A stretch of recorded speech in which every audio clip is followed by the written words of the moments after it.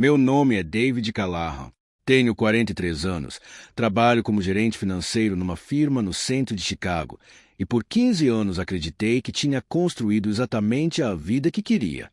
Casa de 4 quartos em Naperville, subúrbio tranquilo a 40 minutos do centro. 2 filhos, Owen, 13 anos, e Sophie, 10. Uma esposa bonita que cuidava da casa, organizava eventos beneficentes para a escola e para a igreja e que jantava comigo toda noite quando eu chegava do trabalho.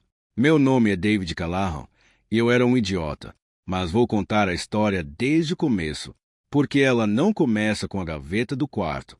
Começa muito antes disso. Começa com o jeito que minha esposa mudou de forma tão gradual que eu não percebi que estava olhando para uma pessoa diferente. A mulher que eu casei conheci Jéssica em 2008, numa festa de amigos em comum em Lincoln Park. Ela tinha 26 anos, cabelo castanho escuro até os ombros, um sorriso que aparecia devagar. Não aquele tipo explosivo que some rápido, mas o tipo que começa nos olhos e demora até chegar à boca, como se ela estivesse avaliando se a situação merecia. Meu amigo Jake me cutucou quando ela entrou. Aquela é a Jéssica Moore, formada em administração. Trabalha num evento de captação de fundos. Solteira. Como você sabe que ela é solteira? Tentei e não deu. Mas você tem mais cara de marido do que eu. Fui até ela porque Jake tinha razão. Eu tinha cara de marido. Sabia disso. Era o tipo que queria construir, não o tipo que queria explorar. Conversamos por 3 horas naquela festa. Ela era engraçada da forma quieta, inteligente sem ostentar, e havia nela uma solidez que eu associava a pessoas que sabiam quem eram. Nos casamos 2 anos depois. Os primeiros anos foram bons. Jéssica parou de trabalhar quando Owen nasceu, e depois com Sophie. E nunca pareceu ressentida com isso. Parecia genuinamente satisfeita construindo aquela vida. Ela era mulher das listas, dos eventos da escola, das doações organizadas para o banco de alimentos local. Toda vizinha a amava. Todo professor da escola a conhecia pelo primeiro nome. Eu chegava em casa às 6h30, encontrava o jantar pronto e os filhos com o dever feito, e me perguntava, às vezes, se eu merecia aquela ordem toda. Nossa vida sexual tinha o ritmo previsível de 15 anos de casamento, presente, funcional, afetiva. As sextas-feiras era o ritual. Às vezes, uma quinta-feira se eu chegasse mais cedo. Jéssica participava sem reservas, sem aquela distância que ouço de outros homens casados. Mas tampouco havia surpresas. Havia conforto, havia familiaridade, havia o tipo de intimidade que é genuína, mas que já não tem bordas irregulares. Não me queixava. Era o que eu achava que o casamento maduro era. Estava errado sobre várias coisas. As mudanças em janeiro do ano passado, Jéssica anunciou que ia começar a fazer compras semanais no centro. Tem um mercado orgânico na Michigan Avenue que a Dana me indicou, disse ela num jantar de terça-feira. Casual demais. Os produtos são bem melhores do que o que encontro aqui no subúrbio. Vou ir às quartas. Às quartas eu chego tarde, lembrei. Eu sei. As crianças ficam com a Patty até você chegar. Já combinei com ela. Patty era a vizinha aposentada que ocasionalmente ficava com Owen e Sophie. Não havia nada de errado com o arranjo. Tudo bem, disse eu. E foi. Por semanas, foi completamente tudo bem. O que eu não percebi, porque não havia razão para perceber, era a outra Jéssica que estava sendo construída nessas quartas-feiras no centro de Chicago. Ela começou a chegar em casa diferente nessas noites. Não de forma dramática. Só um brilho a mais nos olhos, uma leveza nos movimentos, aquela energia que as pessoas têm quando passaram o dia fazendo algo que gostam. Eu atribuía ao prazer das compras, ao tempo fora de casa, a pausa necessária de uma rotina de mãe em tempo integral. Em março, ela começou a ir à academia 3 vezes por semana. Em abril, mudou o corte de cabelo. Em maio, comprou um guarda-roupa novo. Precisava de roupas melhores para os eventos da organização. Ela disse. As roupas eram mais ajustadas do que o habitual, mais cuidadas. Eu notei, mas interpretei como autoestima renovada e fiquei feliz por ela. Em junho, nossa vida sexual mudou. De forma sutil, de início. Ela começou a chegar das quartas-feiras com uma energia que transbordava para a noite. Me puxava para a cama com uma urgência que eu não via fazia anos, mais intensa, mais presente, com movimentos que tinham algo novo neles, uma desenvoltura diferente, uma ousadia que eu associei. na minha cegueira completa, à academia e ao bem-estar. Numa dessas noites de quarta, ela chegou em casa às 8, uma hora mais tarde do que o habitual, com as bochechas coradas e aquela energia que eu já conhecia. Patty já tinha ido embora, as crianças estavam dormindo. Ela entrou pela porta, me viu na sala e veio direto até mim sem tirar o casaco. Sobe, ela disse. Oi para você também. Ela deu uma risada e me puxou pela mão. No quarto, ela tirou o casaco e eu vi o vestido que estava por baixo, mais curto do que ela usaria para fazer compras, mais ajustado do que eu reconhecia do guarda-roupa dela. Mas não pensei nisso naquele momento porque ela estava me desabotoando a camisa com aquela determinação de quem não está interessada em conversa. Me empurrou para a cama e ficou em cima de mim com o cabelo solto, os olhos acesos, aquela energia que eu não reconhecia, mas estava mais do que disposto a receber. De onde veio isso? Perguntei. Fica quieto, ela disse. Fiquei quieto. Aquela noite foi diferente de qualquer coisa que tínhamos tido em anos. Ela assumiu o controle de uma forma completamente nova. Sabia exatamente o que queria. Movia-se com uma confiança que não era a confiança dos 15 anos de casamento, mas outra coisa, algo mais recente, mais afiado. Passei as mãos pelas costas dela, pelas coxas, sentindo um corpo que a academia havia transformado. Mais firme, mais definido, e pensei que estava vendo minha esposa de volta de algum lugar onde havia estado perdida. Quando acabou, ela se deitou do meu lado com aquele brilho nos olhos e eu, completo idiota que era, dormi satisfeito e sem perguntas. Isso aconteceu mais 4 ou 5 vezes ao longo do verão. Ela chegava das quartas-feiras acesa e aquela energia vinha para a cama comigo. Eu recebia sem questionar porque era bom, porque era minha esposa, porque eu não tinha nenhuma razão para suspeitar. Até o jantar de outubro. O jantar de outubro foi um sábado à noite. Minha mãe e meu pai, os pais de Jéssica, e meu tio Robert, que estava visitando Chicago pela primeira vez em 3 anos. 6 adultos na sala de jantar, o vinho bom que Jéssica havia escolhido, a lasanha que ela fazia desde sempre. Foi durante o jantar que percebi que estava faltando guardanapo de tecido. Geis, onde estão os guardanapos de linho? Na gaveta do cômodo do quarto, segundo compartimento. Você pode pegar? Subi. Abri o segundo compartimento. Os guardanapos estavam lá. Mas não eram os únicos. Debaixo dos guardanapos de linho que usávamos nos jantares de família, havia um conjunto de lingerie que eu não havia visto nenhuma vez na minha vida. Não a lingerie confortável e bonita que eu conhecia do guarda-roupa dela. Isso era diferente. Um sutiã de renda preta com detalhes dourados, uma calcinha que era essencialmente decorativa, uma camisola de seda que custava mais do que qualquer peça que ela me havia pedido para comprar. Fiquei parado na frente da gaveta por um momento longo. Pode ser para mim, pensei. Pode ser uma surpresa. Mas havia algo no conjunto, não a peça em si, mas o fato de estar escondida, enterrada debaixo dos guardanapos, numa gaveta que ela sabia que eu nunca abria, que não soava como surpresa, soava como esconderijo. Fechei a gaveta, peguei os guardanapos, desci, mas no caminho para a escada passei pelo closet e parei. Normalmente não havia motivo para eu ir ao closet de Jéssica. Eu tinha o meu próprio, mas algo me puxou. Aquela sensação de quem acabou de ver a ponta de um fio e não consegue não puxar. Abri o closet. As roupas dela estavam organizadas como sempre. Os casacos na frente, os vestidos de evento ao centro, as roupas do dia a dia à direita. Tudo familiar, exceto que havia vestidos atrás dos outros. Pendurados na parte de trás do trilho, encobertos por outros cabides, invisíveis a não ser que você afastasse o que estava na frente. Afastei.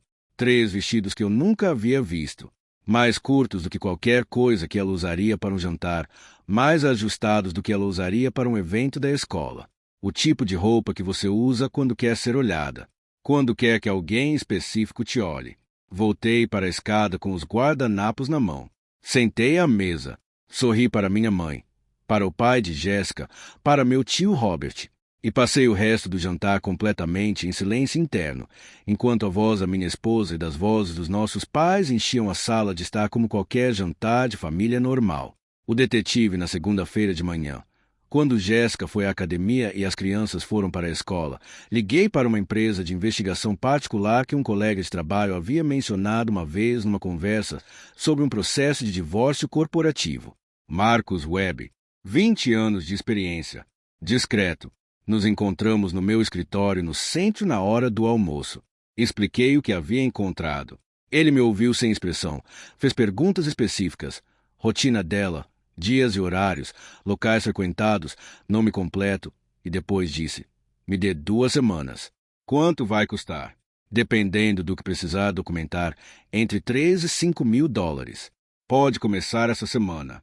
Começo amanhã, terça. Voltei para o escritório. Sentei na minha cadeira e olhei pela janela para os quilinhos de Chicago por um longo tempo. Na quarta-feira, quando Jéssica foi para o centro fazer compras, Marcos e 2 assistentes foram com ela. O relatório Marcos me ligou na quinta-feira à tarde. Mr. Callahan, tenho material suficiente para uma conversa. Você quer receber pessoalmente ou prefere um relatório digital primeiro? Pessoalmente. Nos encontramos numa tarde de sexta no mesmo escritório. Ele colocou uma pasta sobre a mesa entre nós. Antes de começar, ele disse, com aquela qualidade de quem já fez isso muitas vezes: quero que saiba que o que está nessa pasta muda algumas coisas. Quando você virar a primeira página, não tem como desvirar. Pode continuar. Ele abriu a pasta. A primeira foto era de Jéssica andando pela Michigan Avenue com um homem que eu não conhecia. Ele tinha no máximo 30 anos, talvez menos. Alto, bem construído, cabelo escuro curto, o tipo de aparência que em outras circunstâncias eu descreveria como genérico, mas que naquele momento parecia cada detalhe perfeitamente nítido.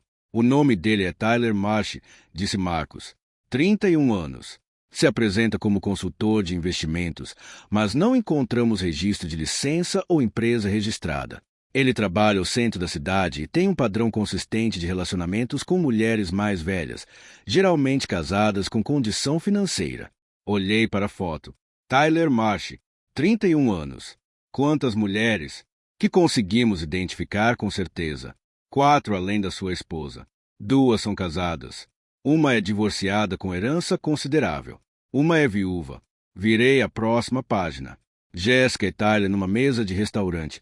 O bistrô Ron Wabash, lugar bom, discreto. Ela estava com um dos vestidos que eu havia encontrado no closet. Eles não estavam se comportando como amigos. A forma como ele colocava a mão na dela sobre a mesa, a forma como ela se inclinava em direção a ele. Não havia ambiguidade. Esse é o bistrô. Eles vão toda quarta-feira antes de ir ao apartamento. Apartamento? Ele mora num apartamento em River North. O apartamento pertence a uma mulher chamada Sandra Kowalski, 54 anos. Viúva, atualmente viajando pela Europa por 6 meses. Ela acredita que Tyler está cuidando do apartamento enquanto está fora. Na verdade, ele usa o apartamento como endereço e recebe suas visitas lá. Virei a próxima página. A foto seguinte era de Jéssica e Tyler num corredor. Pelas paredes, mármore escuro, iluminação indireta, reconheci o bistrô. Era o corredor que leva aos banheiros. Na foto seguinte, ela estava encostada na parede daquele corredor e ele estava na frente dela, a mão no rosto dela, o corpo bloqueando qualquer visão da rua. Na foto depois, eles estavam se beijando. Virei a página. Cinema, disse Marcos. AMC no River North, numa terça-feira que não é o padrão das quartas, o que sugere que o encontro das quartas não é o único. Na foto, eles estavam sentados numa fileira do fundo, praticamente vazios ao redor. A foto era tirada de longe, mas era suficiente. Ela com a cabeça no ombro dele, a mão dele no joelho dela por cima do vestido. Virei mais páginas.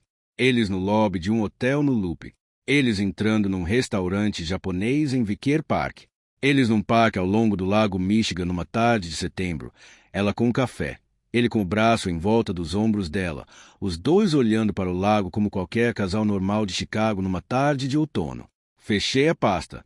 Quanto tempo? Perguntei. A primeira documentação que consegui traçar é de março. Mas pelo padrão estabelecido, minha estimativa é que o relacionamento começou em janeiro ou fevereiro. 8 meses. 8 meses de quartas-feiras no centro. 8 meses de mercado orgânico na Michigan Avenue. 8 meses dela chegando em casa acesa com aquela energia nova que eu havia recebido na minha cama feliz e sem perguntas. Tem mais alguma coisa que eu deva saber? Marcos ficou quieto por um segundo. Mr. Callahan, Tyler Marsh tem um padrão documentado de extrair benefícios financeiros de seus relacionamentos. Presentes caros. Dinheiro em espécie ocasionalmente.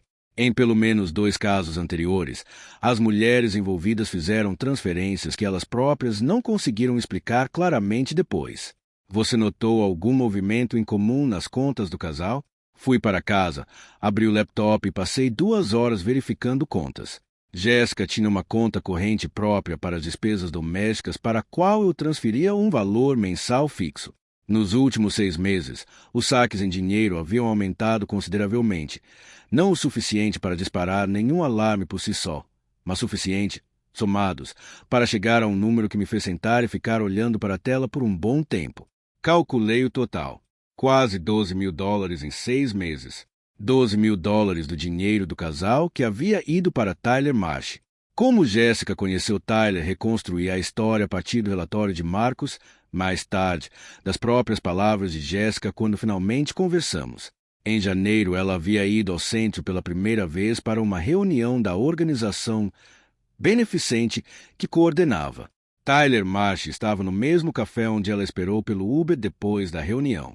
Ele se sentou na mesa ao lado, pediu o mesmo tipo de chá que ela estava tomando e fez um comentário sobre isso, casual, sem pressão, aquele tipo de abertura que pode ser ignorada ou respondida. Jéssica respondeu. Ele era bom no que fazia. Ouvia com atenção total. Fazia perguntas sobre ela, não sobre o marido, não sobre os filhos, mas sobre ela. O que ela gostava, o que ela queria, o que ela havia querido ser antes de se tornar o que era. Jéssica tinha 41 anos, fazia anos que alguém não perguntava o que ela queria. Eles trocaram números como novos amigos. Na semana seguinte, ela voltou ao centro. Desta vez não foi ao mercado orgânico, foi ao café onde o havia conhecido. Ele já estava lá. Em fevereiro, eles jantaram juntos pela primeira vez no Bistrô Wabash. Depois do jantar, ele a acompanhou até o ponto de Uber num corredor lateral do restaurante. Era fevereiro em Chicago, frio o suficiente para ficarem próximos enquanto esperavam. Ele se inclinou primeiro. Ela correspondeu. Não deveria fazer isso, ela disse. Mas quer, ele disse. E ela queria. O primeiro apartamento foi na terceira quarta-feira. Sandra Kowalski já havia partido para a Europa. Tyler tinha o lugar inteiro para ele, um apartamento de 2 quartos em River North, 10º andar, vista para o Chicago River. Jéssica chegou às 2 da tarde com o coração acelerado, uma sensação que ela mais tarde descreveria. Sem romantismo, como sentir que estava acordando depois de anos dormindo.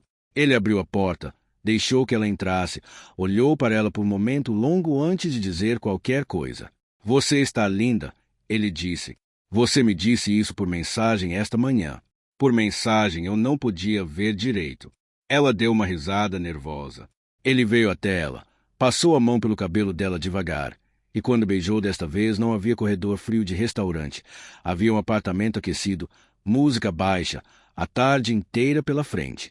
Ele a despia com atenção, peça por peça, como alguém que não tem pressa porque sabe que o que está vindo merece antecipação. Passava os lábios pelos ombros, pelo pescoço, pela curva da clavícula, murmurando coisas baixas que ela ouvia mais como sensação do que como palavras. Quando ela ficou apenas com a lingerie nova que havia comprado naquela semana, especificamente para aquele dia, ele se afastou um passo só para olhar. Deus, ele disse, simplesmente. E ela sentiu, naquele momento, algo que não sentia fazia muito tempo, a sensação de ser vista. Não como mãe, não como esposa, não como organizadora de eventos beneficentes. Como mulher. O que veio depois foi longo e intenso e completamente diferente de qualquer coisa que ela havia experimentado com o conforto previsível dos 15 anos de casamento.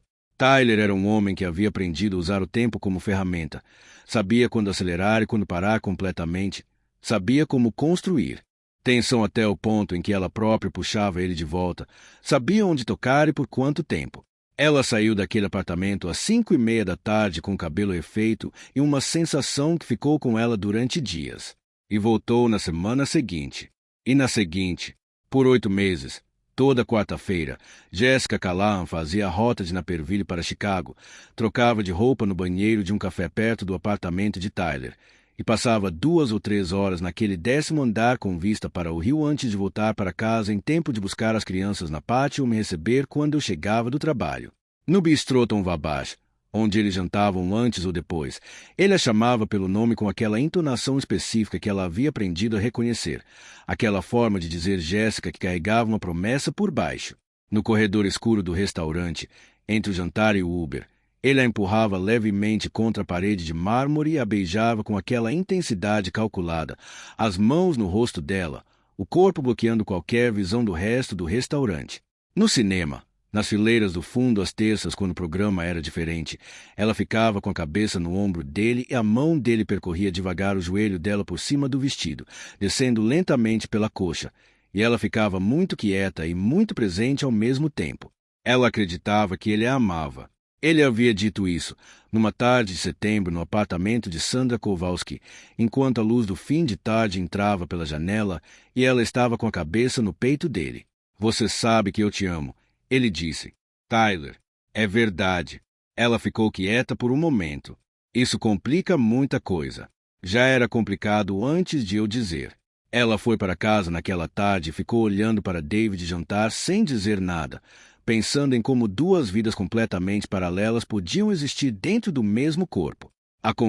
Marquei uma conversa com Jéssica numa segunda-feira à noite, depois que as crianças foram dormir. Sentei na sala com a pasta de marcos fechada sobre a mesa de centro e esperai até ouvir os passos dela descendo a escada. Ela entrou na sala, me viu a pasta e parou. Não disse nada. Eu tampouco, por um momento. Então empurrei a pasta em direção a ela. Ela ficou parada por um segundo. Depois veio até o sofá e se sentou. Abriu a pasta. Viu as fotos. Não tinha expressão de surpresa. Tinha a expressão de alguém que sabia que este momento estava chegando e que havia escolhido não fazer nada para evitá-lo. Tyler Marsh, eu disse. Ela fechou a pasta. Ficou olhando para ela. Há quanto tempo? Perguntei. Desde março. Março. Repeti a palavra. 8 meses. Sim. E o dinheiro? Ela levantou os olhos. $12.000, Jéssica. Ela ficou quieta. Ele precisava de ajuda com algumas despesas. Ela disse eventualmente, com uma voz que soava menos como explicação e mais como uma pessoa ouvindo a própria fala pela primeira vez e reconhecendo quanto soa mal. Ele te pediu dinheiro. Eu quis dar. Ele te pediu dinheiro. Repeti. Um homem de 31 anos com quem você estava tendo um caso pediu dinheiro a uma mulher casada que estava visitando no apartamento de outra mulher onde ele mora de graça, enquanto ela está viajando. Ela ficou quieta. Você sabia do apartamento? Eu sabia que era do apartamento de uma amiga que estava viajando. Uma amiga. Dei uma risada curta. Marcos encontrou 3 outras mulheres ativas além de você, Jéssica. Uma delas paga o aluguel do apartamento onde ele vive. Ele é um golpista profissional. Mulheres casadas com dinheiro são o trabalho dele. O rosto dela mudou naquele momento de uma forma que eu não havia antecipado. Não ficou defensivo. Não ficou com raiva. Ficou com aquela expressão específica de alguém que acaba de ver algo que havia estado à sua frente o tempo todo e que escolheu não olhar. Ele disse que me amava. Ela disse, tão baixinho que mal ouvi. Sei. Você soubesse como ele era. Não me interessa como ele era, Jéssica. Ela ficou quieta. Eu precisava de. Não me interessa o que você precisava. Silêncio longo. David, liguei para o Marty hoje. Marty Ishu era nosso advogado de família desde que compramos a casa. Ela sabia o que isso significava. David, nós temos 15 anos. Temos filhos. Eu sei. Você não vai nem. Não. Ela ficou me olhando por um longo momento. Então se levantou, pegou a pasta, foi para o quarto. Eu fiquei na sala até ouvir os passos dela pararem e a luz embaixo da porta do quarto apagar. Então fui para o quarto de hóspedes e fiz minhas contas. O que se seguiu o divórcio foi processado em 6 meses. Marty foi eficiente e justo. Dividimos os ativos com equidade. A casa foi vendida. Com o produto da venda compramos 2 apartamentos. Um para mim, um para Jéssica. A guarda de Owen e Sophie ficou alternada. Semanas ímpares comigo, semanas pares com ela. Jéssica precisou trabalhar pela primeira vez em 15 anos. Conseguiu um emprego de coordenação administrativa numa organização sem fins lucrativos. As habilidades que havia construído nos anos de voluntariado valiam mais do que ela havia calculado. O salário era modesto, mas suficiente para o apartamento e para sua metade das despesas dos filhos. Quanto a Tyler Marsh, 2 semanas depois que a separação foi tornada pública, Jéssica me ligou. Ele sumiu. Ela disse: "Como assim?" Tentei entrar em contato. O número foi desativado. Fui ao apartamento no River North. A mulher da qual ele dizia ser o apartamento voltou de viagem. Ele tinha saído 3 semanas antes de eu ligar. Fiz uma pausa. Ficou surpresa. Silêncio do outro lado. Não. Ela disse eventualmente. Já não ficou. Desliguei. Olhei pela janela do meu apartamento no Loop, 12º andar, vista para o lago Michigan que eu nunca havia me dado ao luxo de ter antes, e pensei em Jéssica num café em janeiro, um homem sentado na mesa ao lado pedindo o mesmo tipo de chá, fazendo aquela abertura que pode ser ignorada ou respondida. Pensei em mim mesmo chegando em casa às 6h30 todo dia por 15 anos, encontrando o jantar pronto, dormindo satisfeito nas noites de quartas sem perguntas. Pensei em Tyler Marsh, 31 anos, já em outra cidade, talvez já no próximo café, a próxima mesa ao lado, o próximo chá. Ou ele me ligou naquela noite para me contar sobre um torneio de basquete da escola. Sophie me mandou uma foto de um desenho que havia feito. Fiz aquela coisa que os pais divorciados fazem. Respondi a ambos com atenção completa e depois fiquei sozinho no silêncio do apartamento novo. Não havia nada que eu tivesse podido fazer diferente. Ou talvez houvesse perguntas que eu deveria ter feito mais cedo, atenções que eu deveria ter prestado, uma ou outra noite de quarta em que eu deveria ter chegado em casa mais cedo. Mas as pessoas que ficam procurando o ponto exato onde poderiam ter evitado o inevitável geralmente estão fazendo a pergunta errada. A pergunta certa era o que vinha depois. E eu tinha um apartamento no Loop com vista para o lago Michigan, 2 filhos que me amavam em semanas alternadas, e pela primeira vez em muito tempo, apenas a minha própria vida para construir. Comecei por aí.